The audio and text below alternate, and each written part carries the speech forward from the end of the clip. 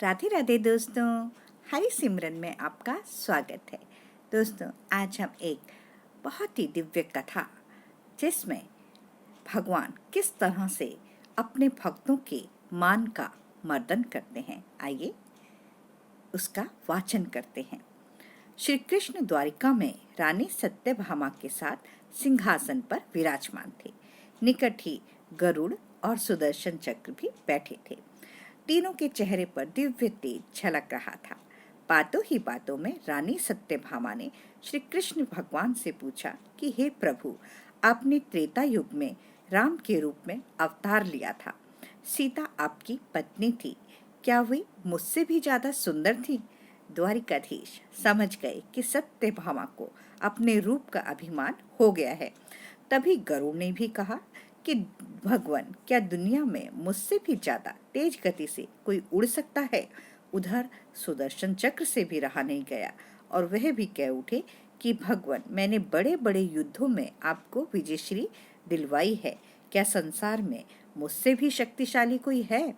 भगवान मंद मंद मुस्कुरा रहे थे।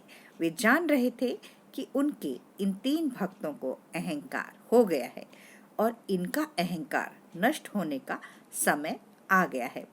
ऐसा सोचकर उन्होंने गरुड़ से कहा कि हे गरुड़, तुम हनुमान के पास जाओ और कहना कि भगवान राम माता सीता के साथ उनकी प्रतीक्षा कर रहे हैं।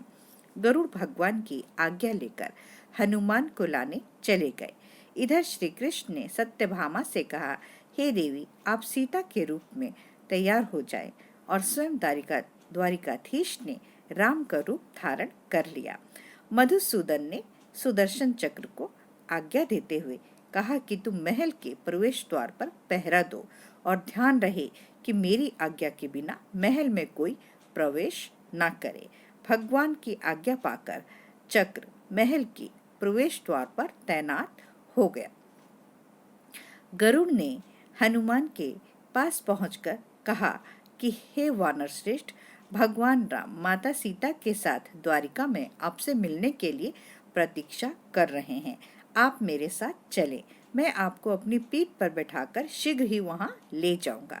हनुमान ने विनय पूर्वक गरुड़ से कहा, आप चलिए, मैं आता हूँ। गरुड़ ने सोचा, पता नहीं ये बूढ़ा वानर कब पहुंचेगा। खैर, मैं भगवान के पास चलता हूँ। यह सोचकर गरुड़ शीघ्रता से द्वारिका की ओर उड़े।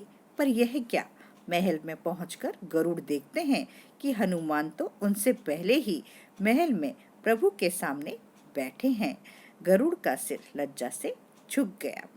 तभी श्री राम ने हनुमान से कहा कि पवन पुत्र, तुम बिना आज्ञा के महल में कैसे प्रवेश कर गए?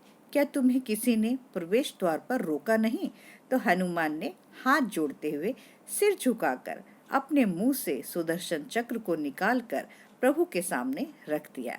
हनुमान ने कहा कि प्रभु, आपसे मिलने से मुझे इस चक्र ने रोका था, इसलिए मैं इसे मुंह में रखकर मैं आपसे मिलने आ गया, मुझे क्षमा करें। भगवान मंद मंद मुस्कुराने लगे। हनुमान ने हाथ जोड़ते हुए श्री राम से प्रश्न किया, हे प्रभु, आज आपने माता सीता के स्थान पर किसको इतना सम्मान दे दिया कि वह आपके साथ सिंहासन पर विराजमान है? अब रानी सत्यभामा के अहंकार भंग होने की बारी थी। उन्हें सुंदरता का अहंकार था जो पल भर में चूर हो गया। रानी सत्यभामा, सुदर्शन चक्र व गरुड़ तीनों का गर्व चूर चूर हो गया। तीनों ही भगवान की लीला समझ रहे थे। तीनों की आंखों से अश्रुधारा बहने लगी और वे भगवान के चरणों में झुक गए। हरि ओम तत्सत। जय जय श्री राधे।